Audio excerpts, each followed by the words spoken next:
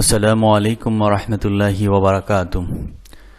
নোয়াখালী সরকারি কলেজের Islamic studies বিভাগের অনার্স তৃতীয় বর্ষের প্রিয় শিক্ষার্থীরা, কেমন আছো? আশা রাখি মহান রাব্বুল আলামিনের অশেষ দয়া ও মেহেরবানিতে তোমরা যে যেখানে আছো সুস্থ আছো, ভালো আছো। প্রিয় শিক্ষার্থীরা, বেশ কিছুদিন আগে তোমাদের সাথে অনলাইন ক্লাসে যুক্ত হয়েছিলাম। আবারও তোমাদের সাথে অনলাইন ক্লাসে যুক্ত হলাম।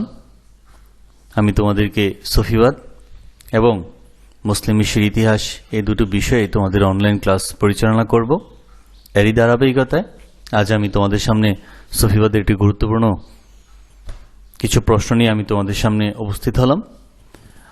আজকের অনলাইন ক্লাস উপস্থাপনায় আছে আমি মোহাম্মদ মাহবুবুল আলম, প্রভাষক, ইসলামিক স্টাডিজ বিভাগ, নোয়াখালী সরকারি কলেজ, নোয়াখালী। প্রিয় শিক্ষার্থীরা, আজ আমরা সফিবাদের বিষয় কোড 23-18-07 লেকচার 1-এ তোমাদের সকলকে স্বাগত জানাচ্ছি।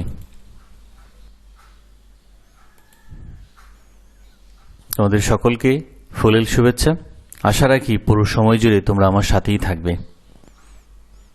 এই দুর্যোগকালীন অবস্থায় তোমরা অফলাইন ক্লাস বন্ধ থাকার কারণে তোমরা আশা করি আজকের এই ক্লাস থেকে তোমাদের পরীক্ষার প্রয়োজনীয় তথ্যপত্রগুলি খুঁজে পাবে ইনশাআল্লাহ। তাহলে আমরা শুরু করি আজকের কি কি বিষয় আমাদের জন্য অপেক্ষা করছে আজকের ক্লাসে। প্রথমে আমি খ বিভাগে দুটো প্রশ্ন নিয়ে 3টি প্রশ্ন তোমাদের সামনে আলোকপাত করার আশা রাখছি। পূর্বে আলোকপাত করেছিলাম। প্রশ্ন 3টির গুরুত্ব তাৎপর্য বিবেচনা করে আবারও তোমাদের সামনে এই 3টি প্রশ্নের উপস্থাপনা নিয়ে হাজির হয়েছি। প্রশ্ন 3টি হচ্ছে মান আরাফা নাফসাহু ফাকাদ আরাফা রাব্বাহু, এই বাক্যটির প্রায়োগিক ব্যাখ্যা। দ্বিতীয় হচ্ছে ফানা ও নির্বাণের মধ্যকার পার্থক্য। আর তৃতীয় হচ্ছে মাওলানা জালালউদ্দিন রুমির অমর গ্রন্থ মসনবী-এর বিষয়বস্তুর বিশ্লেষণ। তাহলে প্রিয় শিক্ষার্থীরা, আমরা প্রত্যেকটা বিষয়ের সম্পর্কে জেনে নিই, প্রত্যেকটা প্রশ্ন বিষয়ে।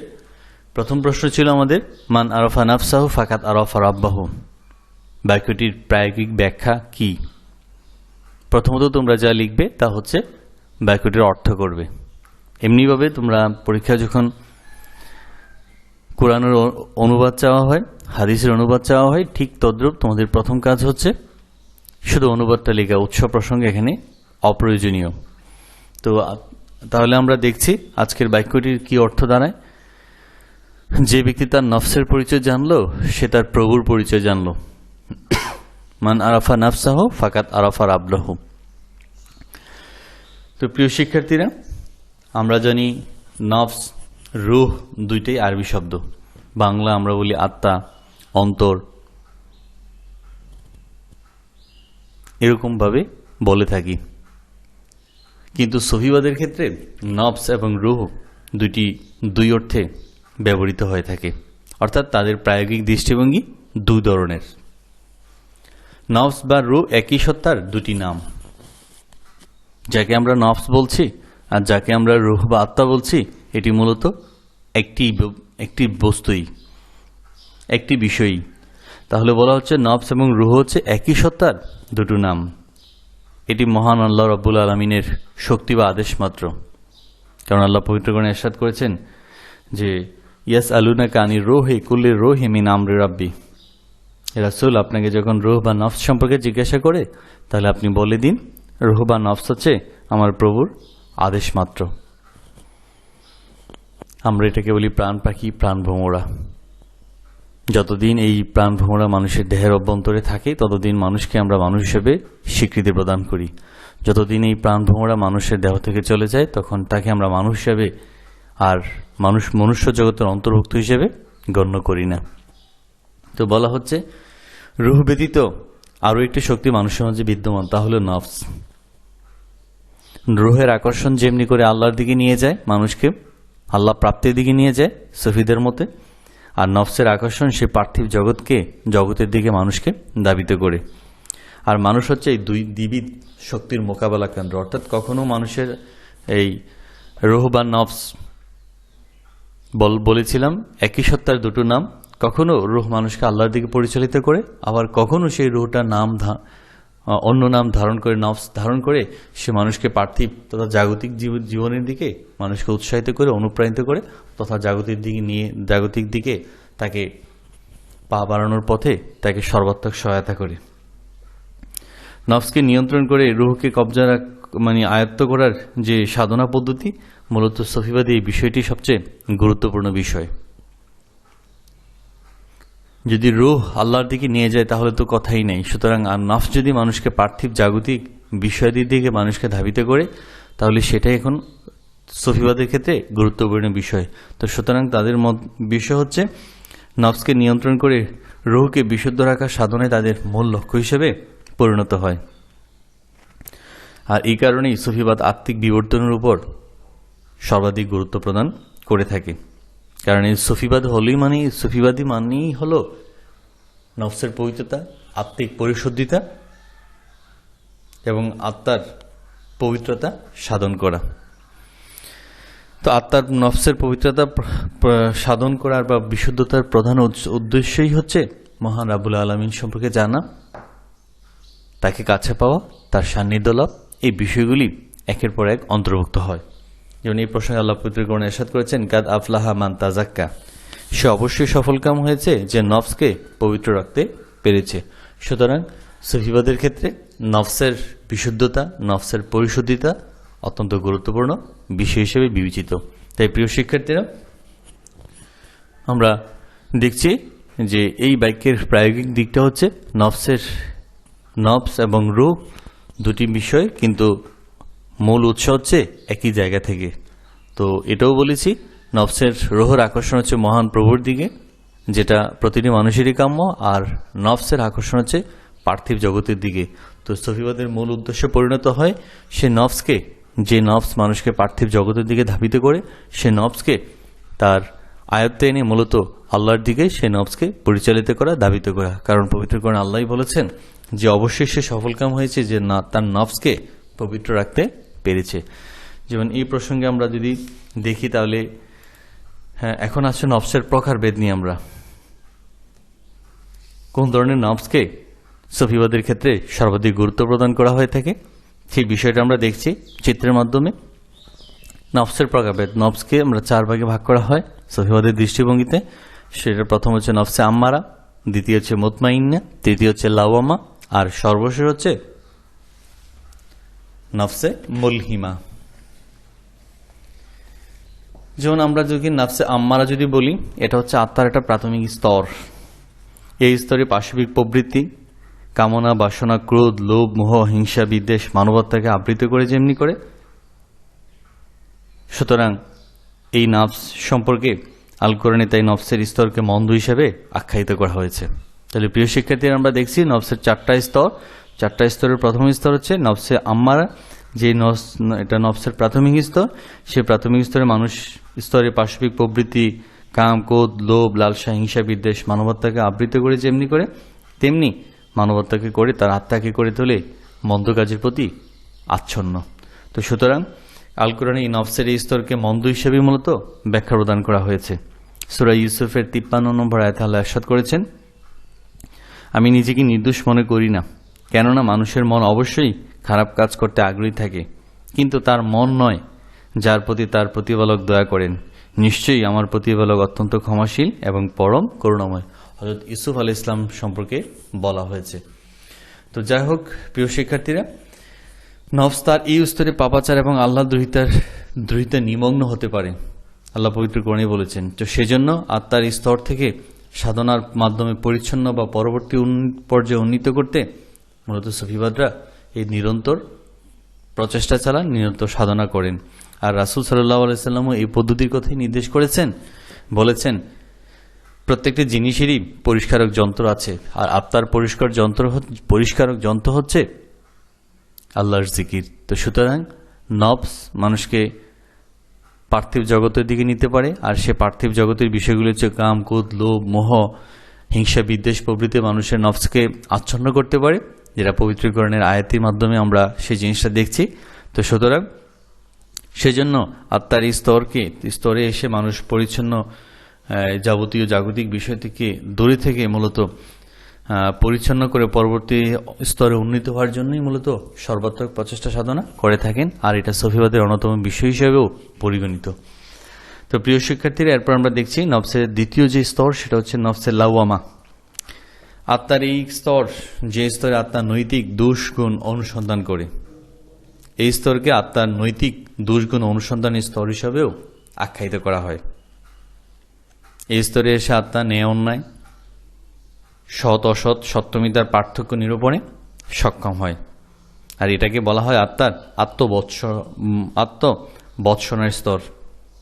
এই পর্যায়ে আত্মা পাশবিক প্রবৃত্তির উপর তার মানবিক সদ্গুণাবলীর কর্তৃত্ব প্রতিষ্ঠা করতে যেমনি করে সক্ষম হয়, আর সেই সক্ষমতার কারণে মূলত সে যে যাবতীয় মন্দ কাজকে পিছনে ফেলে সৎকর্মের দিকে ধাবিত হয় এবং সৎকর্ম করে মহান রব্বুল আলমিনের প্রিয়ভাজন বান্দা হিসেবে সে পরিগণিত হওয়ার চেষ্টা করে। তো প্রিয় শিক্ষার্থী, আমরা নফসের দ্বিতীয় স্তরে দেখছি নফসের লাওয়ামা।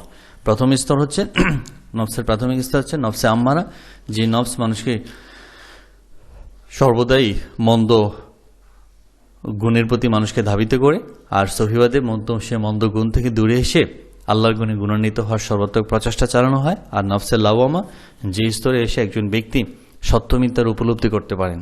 প্রথম স্তরে এসে সে সত্যমিথ্যার উপলব্ধি করতে পারেন না, বরং সর্বদাই নফস তাকে লোভ, লালসা, ক্ষোভ, হিংসা, বিদ্বেষের দিকে ধাবিত করে। কিন্তু নফসের লাওয়ামা এসে একজন ব্যক্তি সত্য মিথ্যা, কোনটা ভালো কোনটা মন্দ, কোনটা সঠিক কোনটা মিথ্যা, সে জিনিসটা নিরূপণ করতে সক্ষম হয়, এবং সে এই পর্যায়ে এসে ভালো জিনিসটাকে গ্রহণ করে এবং মন্দ জিনিসটাকে পিছনে ফেলে মূলত প্রভুর সান্নিধ্য লাভের পথে অনেক ক্ষেত্রে এগিয়ে যাওয়ার জন্য সর্বাত্মক প্রচেষ্টা চালায়।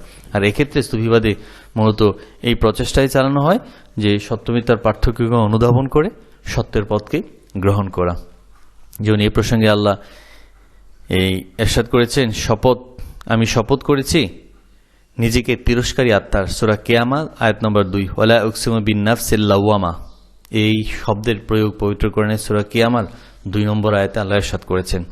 তো সুতরাং নফসের আমরা দ্বিতীয় প্রকরণ দেখলাম। এরপর আমরা দেখছি নফসে মুতমাইন্না, আত্মার যেটা পূর্ণতার স্তর, এটাই আত্মার সর্বশেষ স্তর। নিরন্তর সাধনার মাধ্যমে মূলত এই আত্মাটা পরিশুদ্ধ হয়, আর পরিশুদ্ধ আত্মা, এই স্তরে উন্নীত এবং উপনীত আত্মা নৈতিক গুণে গুণান্বিত হয়ে পূর্ণত্ব লাভের মাধ্যমে মূলত ফানাফিল্লা ভাকাবিল্লা প্রক্রিয়ার মাধ্যমে পরমাত্মায় বিলীন হয়। অর্থাৎ এই স্তর হচ্ছে আত্মার পূর্ণতার স্তর। এই আত্মা এসে মূলত মহান প্রভুর সান্নিধ্য ছাড়া আর অন্য কোনো পথ থাকে না। প্রথমে বলেছি নফসে আম্মারা, যে নফস মানুষকে সর্বদাই মন্দ বা অন্যায় কাজে প্ররোচিত করে। নফসে লাওয়ামা, যে পর্যায়ে এসে বান্দা সত্যমিথ্যার পার্থক্য নিরূপণ করতে পারে, ফলে কোনটা সত্য কোনটা মিথ্যা, কোনটা সঠিক কোনটা প্রবঞ্চনাপূর্ণ, সেই জিনিসকে সে নিরূপণ করে সত্য জিনিসটাকে সে গ্রহণ করতে পারে। আর সত্য জিনিসটাকে যখন গ্রহণ করে সে সামনের দিকে এগিয়ে যায়, আর তখনই সে নফসে মুতমাইন্না পৌঁছে, আর সেখানে পিছুটানের কোনো সুযোগই নেই। নফসে আম্মার মুতমাইন্নাই মূলত নফসের সর্বশেষ স্তর এবং নফসের পূর্ণতার স্তর। আর এই প্রসঙ্গে আল্লাহ পবিত্র কোরআনে ইরশাদ করেছেন, আমি তোমাদের পাশেই দিয়েছি। আল্লাহ বলেছেন সূরা ফজরের 27 এবং 28 নম্বর আয়াতে, ইয়া আইয়াতুহান নাফসুল মুতমাইন্না ইরজিই ইলা রাব্বিকি রাদিয়াতাম মারদিয়্যা। বলা হচ্ছে, হে প্রশান্তপ্রাপ্ত আত্মা, তুমি তোমার প্রতিপালকের নিকট ফিরে আসে এমনভাবে যে তুমি তোমার প্রতিপালকের প্রতি সন্তুষ্ট, তিনিও তোমার প্রতি সন্তুষ্ট। তো প্রিয় শিক্ষার্থীরা, নফসে মুতমাইন্না হচ্ছে প্রতিটি মুমিন বান্দারই কাম্য, যে এই পর্যায়ে গেলে বান্দা প্রভুর নিকটবর্তী হয়, প্রভুর সান্নিধ্য পেয়ে যায়। আর সেই সান্নিধ্য পাওয়ার বিষয়ে আল্লাহ পবিত্র কোরআনে ইরশাদ করেছেন, তুমি তোমার প্রভুর দিকে এমনভাবে ফিরে এসো যাতে তিনিও সন্তুষ্ট হয় এবং তুমিও তার প্রতি সন্তুষ্ট হও। তো সুতরাং প্রিয় শিক্ষার্থীরা, আমরা এই স্তরে এসে নফস এবং রুহের দ্বন্দ্বের অবসান যেমনি হয়, তেমনি করে আরেকটা বিষয় হচ্ছে নফসে মুলহিমা। মুলহিমা মূলত আত্মার এমন স্তর, যে স্তরে বান্দা মূলত তার যাবতীয় জিনিসকে পিছনে ফেলে সামনের দিকে যেমনি করে এগিয়ে যায়, তেমনি করে পিছনে ফেরার তার আর কোনো সুযোগ থাকে না। মুলহিমাস মূলত সুফিবাদ, যারা সুফি তত্ত্ব সুফি নিয়ে গবেষণা করেন, যারা আধ্যাত্মবাদ নিয়ে গবেষণা করেন, মূলত তাদের একটি পর্যায়ে তারা তৈরি করেন। মূলত নফসের প্রকারভেদ হচ্ছে 3টা, কিন্তু সুফি পরিভাষায় নফসের প্রকারভেদ হচ্ছে 4টা। আর সেই সর্বশেষ প্রকারভেদ হচ্ছে নফসে মুলহিমা। মূলত তারা নফসে প্রশান্তপ্রাপ্ত মুতমাইন্নার পরেও তারা আরেকটা স্তর করে, যে স্তরে গেলে শুধু তারা মাত্র প্রভুর সান্নিধ্য ছাড়া অন্য কিছুই কার প্রত্যাশা করেন না। তো প্রিয় শিক্ষার্থীরা, আমরা এতক্ষণ মূলত নফসের সেই বিষয়গুলি তোমাদেরকে জানার চেষ্টা করেছি। তাহলে আমরা যেই বিষয়টা জানলাম মূল বক্তব্য হিসেবে, সেটা হচ্ছে যে আজকের এই বাক্যের প্রায়োগিক বিষয়গুলি সম্পর্কে মূলত নফসেরই আলোচনা। সেখানে নফসকে 4 ভাগে আমরা বিভক্ত করেছি। সুফিবাদদের পরিভাষায় নফসে আম্মারা, যে নফস মানুষকে সর্বদাই মানুষকে অন্যায় দিকে প্ররোচিত করে। নফসে লাওয়ামা, যে পর্যায়ে এসে মানুষ সত্যনিন্দা, দ্বন্দ্ব বা পার্থক্যকে অনুধাবন করতে পারে। আর তৃতীয় পর্যায়ে নফসে মুতমাইন্না, যেখানে প্রশান্তপ্রাপ্ত আত্মা, অর্থাৎ সে তাকে আর পিছনে ফিরে তাকাতে হয় না, বরং সে প্রভুর নিকটবর্তী হয়ে যায়। আর চতুর্থতে একটা পর্যায়, যেটা সুফিবাদের পরিভাষায় নফসে মুলহিমা, যে মুলহিমা মানুষের মূলত চরম এবং চূড়ান্ত পর্যায়। তো সুতরাং এটা সুফিবাদের পরিভাষায় নফসের একটি স্তর বা বিন্যাস। তাহলে আমরা এতক্ষণ যে বিষয়টা জানলাম, মূলত নফসের উন্নতি সাধনই মূলত মহান প্রভুর সান্নিধ্য লাভের ক্ষেত্রে অনেক পথ এগিয়ে যাওয়া। আর নফসের পবিত্রতা সাধনের মাধ্যমে মূলত মহান প্রভুর সান্নিধ্য লাভ প্রতিটি মুমিন বান্দারই অপরিহার্য বিষয় হিসেবে বিবেচিত। সুতরাং নফস এবং রুহের যেই দ্বন্দ্ব, সেটা মূলত নফসের মুতমাইন্না এবং নফসে মুলহিমা এসে মূলত এই দ্বন্দ্বের অবসান হয়ে যায়। তো যাই হোক প্রিয় শিক্ষার্থীরা, আমরা এইটার প্রায়োগিক দিক সম্পর্কে জানলাম। এখন আমরা আসি ফানা এবং নির্বাণের মধ্যে পার্থক্য। আমরা প্রথমে আলোচনা করেছিলাম 3টা বিষয়, যেখানে বলেছিলাম যে আমরা 3টা প্রশ্ন নিয়ে আলোচনা করব। তার মধ্যে আরেকটা বিষয় হচ্ছে ফানা এবং নির্বাণ।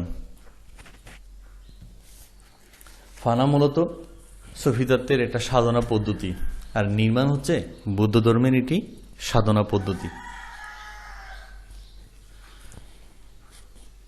একজন সুফি সাধক যিনি আধ্যাত্মবাদ নিয়ে গবেষণা করে, তিনি তার সাধনা পদ্ধতি থেকে এমনভাবে সাধনা করতে করতে এমন পর্যায়ে পৌঁছে যান, সেটা ফানাফিলা এবং বাকাবিলার মাধ্যমে সেটার বহিঃপ্রকাশ ঘটে। তদ্রূপ বৌদ্ধ ধর্মেও তার সাধনা পদ্ধতি বিভিন্ন ধরনের নির্ধারিত হয়, ধরন হিসাবে নির্ধারিত হয়। তোর মধ্যে নির্বাণ হচ্ছে বৌদ্ধ ধর্মের গুরুত্বপূর্ণ এবং সর্বজনীন একটি সাধনা পদ্ধতি। এর মাধ্যমে মূলত তারা পরমাত্মার সান্নিধ্য লাভের জন্য উদ্গ্রীব হয়ে ওঠেন। সুতরাং 2টি সাধনা পদ্ধতি ভিন্নতর এবং আলাদা। আমরা এখন মূলত পার্থক্যের নিরিখেই মূলত আলোকপাত করব, যে আসলে যে ওরা বৌদ্ধ ধর্মে যা ধর্মতাত্ত্বিকরা বলে থাকেন যে ইসলাম ধর্মে যে ফানা সাধনা পদ্ধতি, আধ্যাত্মিক সাধনা পদ্ধতি, সেটা নির্বাণের মতো বা একই রকম অনেক ক্ষেত্রে তারা বলে থাকেন। আমরা মূলত পার্থক্য নিরূপণের ক্ষেত্রেই এই বিষয়টা স্পষ্ট করার চেষ্টা করব, যে আসলে দেখতে একই রকম হলেও আসলে ফানা এবং নির্বাণের মধ্যে মৌলিকত অনেক বিষয় পার্থক্য বিরাজমান। তো সুতরাং আর প্রিয় শিক্ষার্থী, তোমরা নিশ্চয়ই জানো যে মানুষের চেহারার মধ্যে কিছু মিল থাকে। স্রষ্টার অগণিত মানুষ আল্লাহ পৃথিবীতে সৃষ্টি করেছেন, সুতরাং কারো চেহারার সাথে কারো মিল নেই। সামান্যতম মিল কারো চেহারার মধ্যে তার কণ্ঠস্বরে বা অথবা অপর কোনো কাজে মিল থাকতে পারে, তাই বলে আমরা বলতে পারি না 2টা লোক একই রকম। সুতরাং এই কথাটা যখন আমরা স্বীকার করা আমাদের সুযোগ হয় না, ঠিক তদ্রূপ এই কথাটা আমরা বলতে পারি না যে ফানা এবং নির্বাণ দুটিরই সাধনা পদ্ধতি একই রকম, সুতরাং একে অপরের পরিপূরক, এই কথাটা বলাটা যথার্থ নয় এবং যুক্তিপূর্ণ নয়। আমরা এখন সেই বিষয়টাই দেখব। যদি আমরা দেখি ফানা ও নির্বাণের শাব্দিক পার্থক্যের মধ্যে দেখি, ফানা শব্দটি হচ্ছে আরবি শব্দ, যার অর্থ হচ্ছে বিলীন হওয়া, লয় হয়ে যাওয়া। আর নির্বাণ হচ্ছে সংস্কৃত শব্দ, সাধনার চরম পরিণতি বা পরম প্রাপ্তি, বিলয় বা অস্তগমন। সংজ্ঞাগত যদি আমরা পার্থক্য দেখি, তাহলে দেখব সকল আরামায়েশ ত্যাগ করে মহান আল্লাহকে পাওয়ার উদ্দেশ্যই দুঃখ কষ্ট বরণ করার নামই হচ্ছে ফানা, যেটা সুফিবাদে ফানাফিল্লাহ হিসাবে আখ্যায়িত করা হয়। আর নির্বাণ বলা হয় ব্যক্তির আত্মার বিনাশ সাধনের মাধ্যমে মূলত মুক্তিকে নিশ্চিত করা, মুক্তি পাওয়া। উদ্দেশ্যগত যদি আমরা দেখি পার্থক্যের ক্ষেত্রে দেখব যে ফানার উদ্দেশ্য হচ্ছে জান্নাত প্রাপ্তি, অর্থাৎ একজন সাধক যখন ফানার মাধ্যমে অর্থাৎ এই পদ্ধতি অবলম্বন করে মহান প্রভুর সান্নিধ্য লাভ করতে চান, মূলত তাহার সাধকের একমাত্র প্রাপ্তি হয়ে দাঁড়ায় যে জান্নাত প্রাপ্তি। তো সুতরাং তার অন্য কোনো উদ্দেশ্য তার মাঝে প্রতিবন্ধকতা বাধা সৃষ্টি করতে পারে না। আর নির্বাণের উদ্দেশ্যগত বিষয় হচ্ছে যে ব্রহ্মলোক অর্জনের কথা বলা হয়েছে।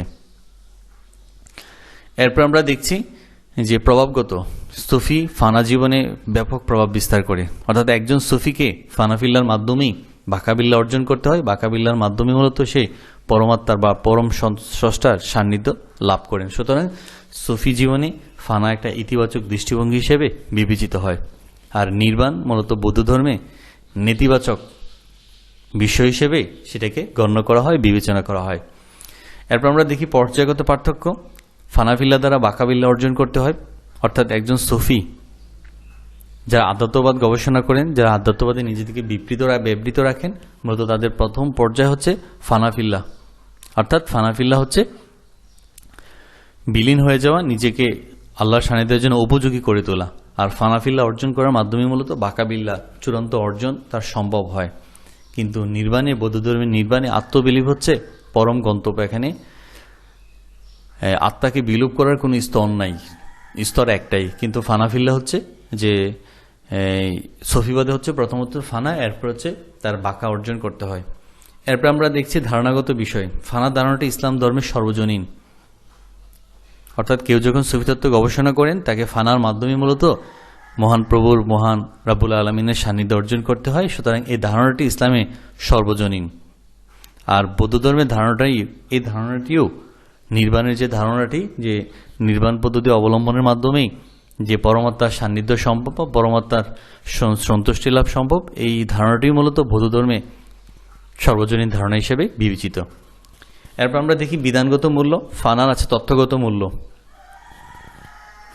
কিন্তু নির্বাণের আছে শুধুমাত্র নৈতিক দিক। অর্থাৎ বৌদ্ধ ধর্মে এই বিষয়টাকে শুধুমাত্র সবাই ফানাফিল্লা বা নির্বাণ অর্জন করে না, তোর মধ্যে গুটি কয়েক মানুষে মূলত এই নির্বাণের প্রতি আকৃষ্ট হয়। কিন্তু ইসলাম দৃষ্টিভঙ্গিতে দেখা যাচ্ছে যে সফিবাদে ফানার তথ্যগত ভিত্তিমূল সেখানে রয়েছে, যে একজন মানুষ যখন, অথবা আমরা যদি এই জাগতিক জিনিসটাও চিন্তা করি যে সুতরাং আমাকে যদি প্রধানমন্ত্রীর সাথে সাক্ষাৎ করতে হয় কোনো প্রয়োজনে, সুতরাং আমি সরাসরি সেখানে আমার সাক্ষাৎ প্রাপ্তি আমার জন্য সম্ভব নয়। আমাকে বিভিন্ন স্তর বা পর্যায় অতিক্রম করে তার সান্নিধ্য পেতে হবে বা তার সাক্ষাৎ লাভের জন্য আমাকে উপযোগী হতে হবে। ঠিক তদ্রূপ ফানায় আমরা তত্ত্বগত ভিত্তি হচ্ছে এই, একজন মানুষ যখন স্রষ্টার সান্নিধ্য লাভ করতে চায়, সে বললেই সে স্রষ্টার সান্নিধ্য লাভ পেতে চায় না, তাকে অনেক কাঠখড় পুড়িয়ে অনেক স্তর অতিক্রম করে মূলত তাকে ওই পর্যায়ে যেতে হয়। তো সুতরাং ফানার তত্ত্বগত ভিত্তিমূলটা খুবই তাৎপর্যপূর্ণ। আমরা দেখছি আরও কিছু পার্থক্য। ফানা হচ্ছে সুফি সাধনার শেষ নয়, ফানার পর বাকাবিল্লা অর্জন করতে হয়। এরপরে আমরা দেখছি ফানার মাধ্যমে মানুষ আধ্যাত্মিকতার পূর্ণ স্বাদ আস্বাদন করতে পারে, কিন্তু নির্বাণের মাধ্যমে মানুষ দুঃখমুক্ত জীবন যাপনের আশা মাত্র পোষণ করে।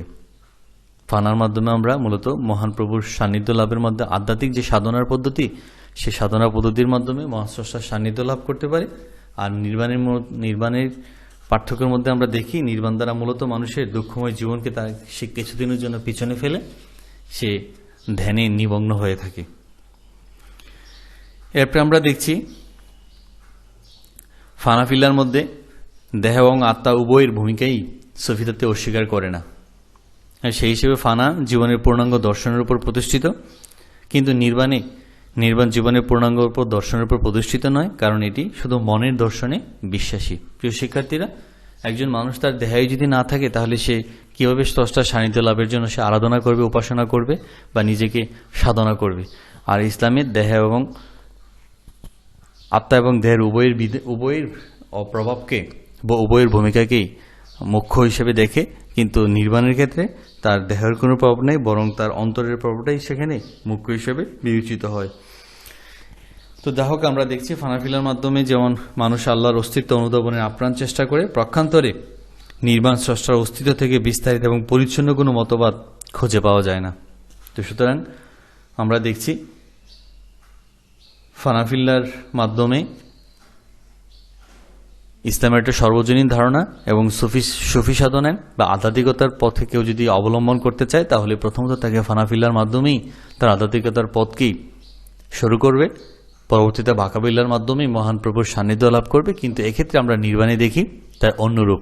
তো সুতরাং তাই আমরা বলতে পারি যে মুসলমানদের সাধনা পদ্ধতি, এই নির্বাণের যে সাধনা পদ্ধতি দেখতে একই রকম হলেও কিন্তু মৌলিকগতভাবে ফানা এবং নির্বাণের মধ্যে অনেক পার্থক্য বিদ্যমান।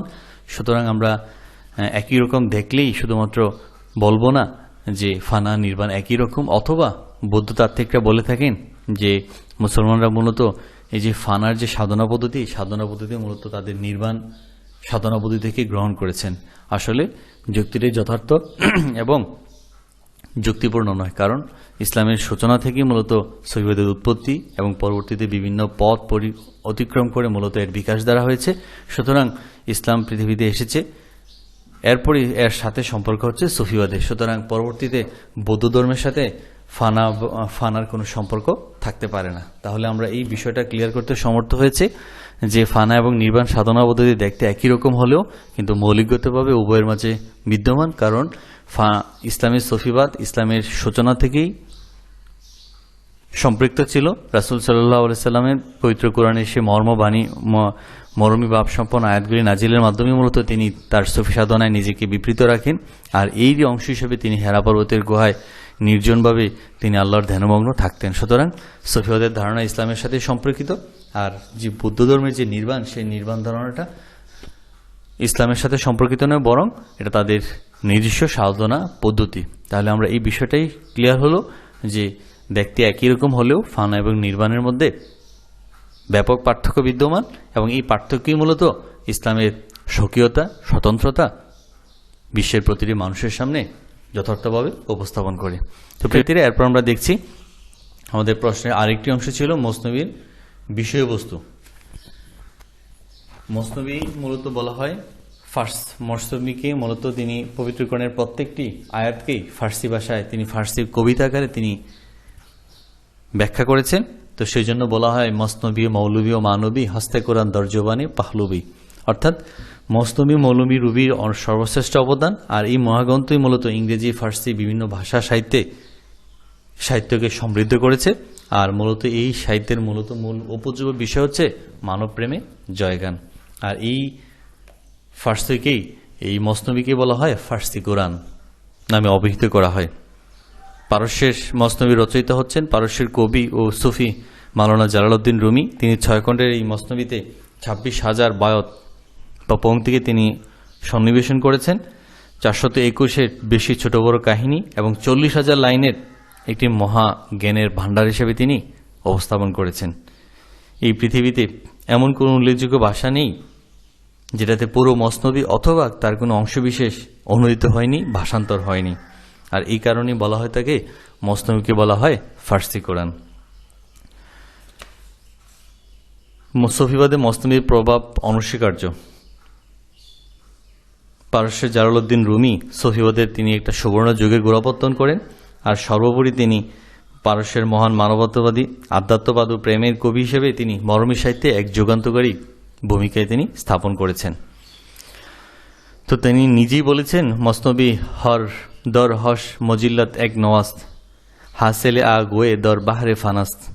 মসনবীর 6 খণ্ড রয়েছে, একটি মাত্র আওয়াজ, আর তা হলো ফানাফিলার সমুদ্রে নিজেকে বিলীন করে দেওয়া। তো প্রিয় শিক্ষার্থীরা, আমরা সেই মসনবীর পরিচয় সম্পর্কিত জানলাম। এরপর আমরা সফিবাদে তার প্রভাব সম্পর্কিত বিষয় দেখলাম যে সফিবাদে তার প্রভাব হচ্ছে অনস্বীকার্য। মসনবী শরীফের একটি মহাসমুদ্রের কাহিনীর মাধ্যমে তিনি মূলত তার ভাবের প্রকাশ করেছেন। উর্দু সাহিত্যের শ্রেষ্ঠ কবি ডক্টর আল্লামা ইকবাল এবং তারও ভাবশিষ্য ছিলেন। এমনকি বাংলা সাহিত্যের অনেক আধুনিক কবি মূলত এই মসনবীর দ্বারা অনুপ্রাণিত হয়েছেন, উজ্জীবিত হয়েছেন, এবং এই অবলম্বনে অনেক মরমী ভাবসম্পন্ন কবিতা তাদের মাধ্যমে প্রকাশ পেয়েছে। তো এরপর আমরা দেখি মসনবীর যে বিষয়বস্তুর মধ্যে প্রথমে দেখি আমরা আত্মসম্পর্কীয়। মসনবীর প্রথম এবং দ্বিতীয় খণ্ড বই দুটিতে মূলত নফস নিয়ে মূলত আলোচনা করা হয়েছে, এবং নফস বা আত্মা মহান আল্লাহর শক্তি বা আদেশ। এই অমর আদেশ হচ্ছে জ্যোতির্ময়। রূহ ব্যতীত আরেকটি আত্মা আছে যেটা মানুষকে বলছে নফস, যেটা নিয়ে আলোচনা আমরা করেছি। তো সুতরাং তিনি বলেছেন যে নফস হল নিম্ন প্রবৃত্তি, আত্মপ্রবঞ্চনা এবং অভ্যাসপূর্ণ, যেটা আমরা নফসের প্রথম স্তরে আলোকপাত করেছি। আর এই খণ্ডে তিনি বলেছেন মুসাফ ফেরাউন দার হাস্তি তুস্ত বায়েদ ই দু খসমরা দর খোয়েস জুস্ত, অর্থাৎ মুসা এবং ফেরাউন তোমার অস্তিত্বে রয়েছে, সুতরাং তোমার উচিত নিজেদের মধ্যে তালাশ করা যে দুটি বস্তুর মধ্যে কোনটা ভালো কোনটা মন্দ, সেটা নিজেদেরই উচিত খুঁজে নেওয়া, তালাশ করা। সুতরাং মসনবীর বিষয়বস্তুর ক্ষেত্রে আমরা দেখছি, প্রথম বিষয়বস্তুতে আমরা দেখছি পুরো মসনবী 6টি খণ্ডে বিভক্ত, আর প্রথম 2টি খণ্ডে বিষয়বস্তুকে আমি 3টি ভাবে বিভক্ত করেছি। তো প্রথম 2 খণ্ডে একটি বিষয়বস্তু নির্ধারিত হয়েছে, আর সেটা হচ্ছে আত্মসম্পর্কীয়। এরপর আমরা দেখছি মসনবীর বিষয়বস্তু, সেটা হচ্ছে কারণ এবং জ্ঞান সম্পর্কীয়। মসনবীর 3য় এবং 4র্থ খণ্ড বই দুটিতে কারণ এবং জ্ঞান সম্পর্কিত বিষয় আলোকপাত হয়েছে। এই দুটি বিষয়ের ক্ষেত্রে তিনি রুমি, বাইবেলীয় এবং কোরআনের বর্ণিত নবী মুসাকে চিত্রিত করেছেন। বাইবেলে মুসাকে এক হিসেবে অভিহিত করা হয়েছে, আর পবিত্র কোরআনে মুসা আলাইহিস সালামকে আরেক অন্য হিসেবে অভিহিত করা হয়েছে। সুতরাং দুটি বিষয় তিনি এই দুটি খণ্ডে তিনি আলোকপাত করার চেষ্টা করেছেন, অর্থাৎ ভালো মন্দ দুটি জিনিসের সাবলীল উপস্থাপনা তিনি এখানে তুলে ধরেছেন। এরপর আমরা দেখেছি সার্বজনীন ধারণার প্রকাশ। মসনবীর 5ম এবং 6ষ্ঠ খণ্ড তথা শেষ 2টি খণ্ডে একটি সার্বজনীন ধারণার কথা বলা হয়েছে, আর তা হচ্ছে যেখানে মানুষকে সৃষ্টিকর্তার অস্তিত্বে বিশ্বাস করতে হলে তার ঐশ্বরিক শারীরিক অস্তিত্বকে অস্বীকার করা যায় না। গুরুত্বপূর্ণ একটা বিষয় যে সৃষ্টিকর্তার অস্তিত্ব যদি নিজেকে বিশ্বাস করতে হয়, তাহলে নিজের শারীরিক অস্তিত্বটাকেও স্বীকার করতে হবে, অস্বীকার করার কোনো সুযোগ নেই। তাই তিনি সেটা বলেছেন, হারচে আন্দেশি ও ফাজিরায়ে ফানাস্ত, হারচে দর আন্দেশ না আয়েদ আ খুদাস্ত। যেটা ধারণা করতে পারো বা যেটা বুঝতে পারো সেটা হচ্ছে ধ্বংসলীলা, আর যেটা তোমার ধারণায় আসে না, আর ওটাই হচ্ছে মহান রাব্বুল আলামিন তথা আল্লাহ তাআলা। তো প্রিয় শিক্ষার্থীরা, এতক্ষণ মূলত আমাদের সামনে 3টি প্রশ্ন নিয়ে আলোকপাত করেছি। সর্বশেষ যে বিষয়টা হচ্ছে মসনবীর তার বিষয়বস্তু। আমি তোমাদের বোঝার সুবিধার্থে বইয়ে পয়েন্ট ভিত্তিক সেই বিষয়টা আলোচনা করেছি, এবং তোমাদের সামনে আলোকপাত করার ক্ষেত্রেও সেই বিষয়টা আলোকপাত করেছি। তোমরা এই প্রশ্নে যে ফার্স্টে শেয়ারগুলি আছে, তোমরা যদি প্রয়োজনে মুখস্থ করে পরীক্ষা খাতায় লিখতে পারো, তাহলে তোমরা নাম্বার পাওয়ার ক্ষেত্রে অনেক ক্ষেত্রে এগিয়ে থাকবে। তাহলে আমরা সর্বশেষ যে আলোচনাটা সেটা হচ্ছে যে মসনবীকে মূলত ফার্সি ভাষা কোরআন হিসেবে অভিহিত করা হয়। তার ভাষা, লালিত্য, ছন্দ, মূলত মাওলানা রুবি তার জীবনের সমস্ত সাধনা দিয়ে এই গ্রন্থটি রচনা করেছেন। ফলে তাকে খ্যাতি এবং তাকে সুখ্যাতি স্বর্ণশিখরে আরোহণ করতে সাহায্য লাভ করেছে। তো মসনবীর মাধ্যমে মূলত বিভিন্ন পংক্তির মাধ্যমে মূলত তিনি পবিত্র কোরআনের প্রতিটি আয়াতের শব্দের ব্যাখ্যা, তিনি সাবলীল ব্যাখ্যা বর্ণনা সেখানে উপস্থাপন করেছেন। পৃথিবীর প্রায় প্রত্যেকটি ভাষারই মূলত এই মসনবীর বিভিন্ন ব্যাখ্যাগ্রন্থ রচিত হয়েছে। ফলে এর মাধ্যমে মূলত মসনবী তার সফিবাদের আধ্যাত্মবাদের বিভিন্ন গূঢ় বিষয়গুলি মূলত তিনি তার পবিত্র কোরআনের বিভিন্ন আয়াত এবং তিনি তার সে কবিতার মাধ্যমে সুন্দর এবং সাবলীলভাবে উপস্থাপন করতে সমর্থ হয়েছেন। তো প্রিয় শিক্ষার্থীরা, আমরা 3টা প্রশ্ন নিয়ে আলোচনা করেছিলাম। মান আরাফা নাফসা ফাকাদ আরাফা রাব্বাহু, এবং দ্বিতীয়ত আমরা ফানা এবং নির্বাণ সম্পর্কে আলোচনা করেছি। সর্বশেষ আমরা আলোচনা করেছি মসনবীর বিষয়বস্তু এবং তাৎপর্য নিয়ে।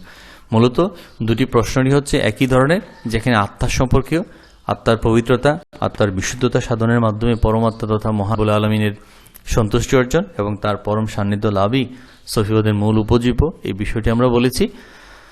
তো আশা করি পরবর্তী ক্লাসে আরও কোনো একটা বিষয় নিয়ে তোমাদের সামনে হাজির হব। তো সেই পর্যন্ত তোমরা সবাই ভালো থাকো, সুস্থ থাকো। আল্লাহ হাফেজ। আসসালামু আলাইকুম ওয়া রাহমাতুল্লাহি ওয়া বারাকাতুহু।